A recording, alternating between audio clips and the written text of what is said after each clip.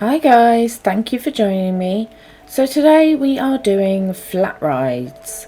Now flat rides can be really boring. I know a lot of people just place them down, chuck a little bit of foliage, and sometimes not even that, they don't even put foliage down. They're just a side thought to like your big malls or your big food courts and your coasters, and they're just an extra added thing. But today I am going to show you some of the most amazing flat rides ever. And the people that have done these have put so much detail into one single flat ride that if you imagine having it in an entire park, it blows my mind. It really does. So, without further ado, let's get into this showcase and have a look at these amazing creations. So here we have the Flintstones. Now that sign is absolutely amazing, but we don't need the sign. Just the characters are like, wow. When I popped this blueprint down, I did see that it needed some water. I have added some water, but I don't know if I've done it correctly. So if I haven't, I am sorry, but you do get the idea from it. It's just hard when you get somebody else's blueprint to put like it down correctly if they've got like water or terrain editing around. So the queue path comes up to the Monte Leone through the house and over the stepping stones, which is an amazing idea, absolutely brilliant.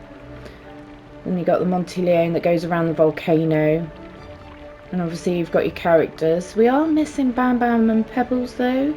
I'm a bit disappointed, but I've got to be honest, this is going into his Flintstones park, which I'm hoping I and Matty is allowed to spotlight, and if so, I don't beg I and Matty very often, but I will be begging to do this one because it's just so cool. So yeah, watch his space and I'll work on I and Matty and see if I can do the spotlight with him. But absolutely fantastic. I do have another one of Hobo Billy's rides here. So this is his whirly rig with Kang and Kodos. It comes out of his Simpsons park. And again, the characters, they're just spot on.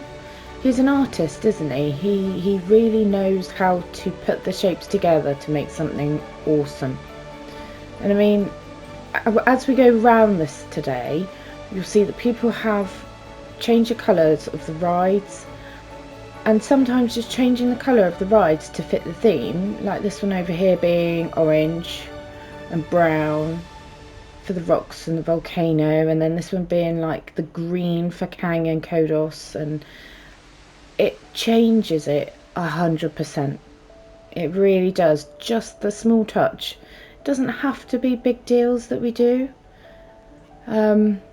I mean, I couldn't hope to do anything like this. I really couldn't. But I could change the colour up a bit and add a little bit of foliage and stuff. But even these, they're, the corals, they're icing pieces. Who'd have sat and thought, I'll use some icing pieces? Just amazing. How people think of this, I've no idea. But if you haven't seen the spotlight on the Simpsons park, I highly recommend it. I did do it with I and Matty. Loved every minute of it. But yeah, these two, absolutely fantastic. Well done, Hobo Billy. So here we have a new person that I haven't seen before called Monster Crail.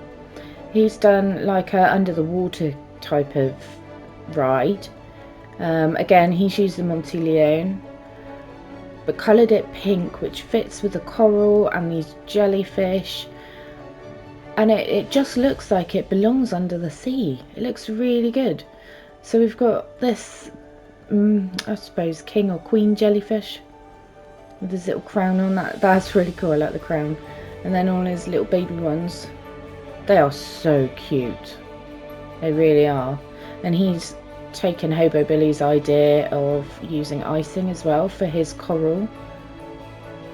It looks fantastic. It really does.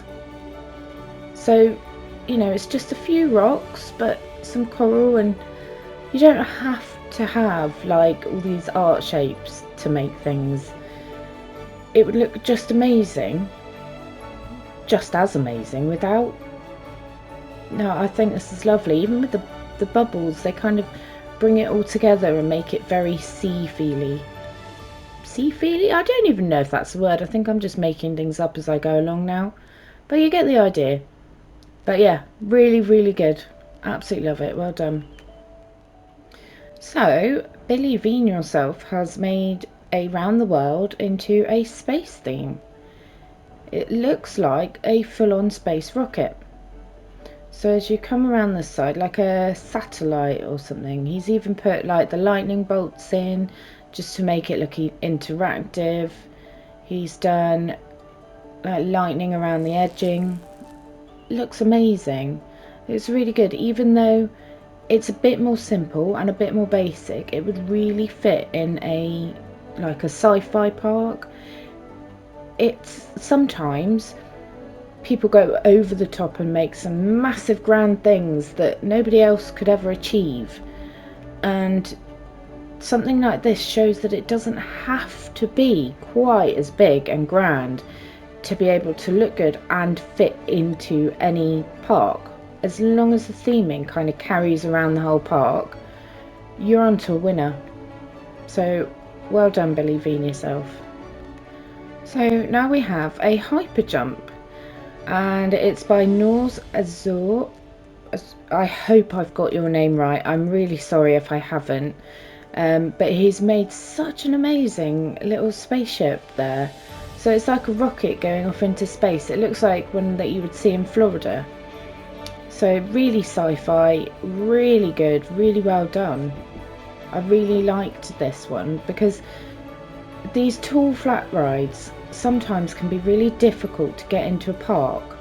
You kind of have them plonked and they're just so tall and unsightly, I want to say. But having the rocket next to it just makes it into a centerpiece, not just a flat ride that's tall and ugly. It's actually a really nice centerpiece, and it's built really, really well. So yeah, absolutely fantastic. So if you're trying to incorporate a tall ride, there's an idea for you. Now Cozilla has used what I believe is Hobo Billy's Kang. Absolutely fine to use things off the workshop, but just make sure you're crediting other people if you are using stuff. I do like this because of the theming. The colour of the whole ride works well together, so it all draws in, and it shows it doesn't have to be big and grand. It could just be something simple as a colour change. So don't look at some of these big flat rides and think, oh, I could never do anything like that, because use things off the workshop to your advantage. Use things, change your colours, but credit them. Make sure you credit the original creators, and that is all anybody asks, I think. So here we have an autism awareness ride from Mousefam. It's absolutely brilliant, and what he did was, he's part of the Discord group that have done a mental health awareness project, and this was what he entered for it, and I can't thank him enough.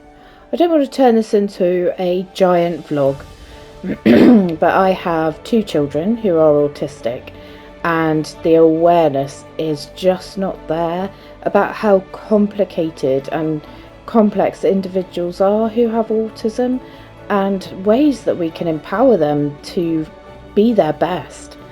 And it's projects like this that you wouldn't expect to see in a theme park game, really, that just helps spread that awareness and that knowledge. I mean, all these puzzle pieces, they are signed, they represent autism awareness, and he's made these all, and they just look fantastic. It's spot on, the colours, the way it's on the floor, how he's coloured the around the world as well. It's just so good, and this is all I want you to take from us today. It's okay to be different. And I think that's important that we all remember that. But that is me stopping blogging now. But what an amazing ride. So thank you, Mousefam, for raising that awareness and building such an amazing ride. But thank you ever so much for joining me today. This is going to be one of two showcases on flat rides, simply because there are so many brilliant flat rides that I just couldn't fit in, because I do like to try and keep these under 10 minutes, 15 at most. So I'm going to close out there, and I will see you next week for another episode, and we will do another showcase on our flat rides. So have a wonderful day. Take care, everybody. Bye.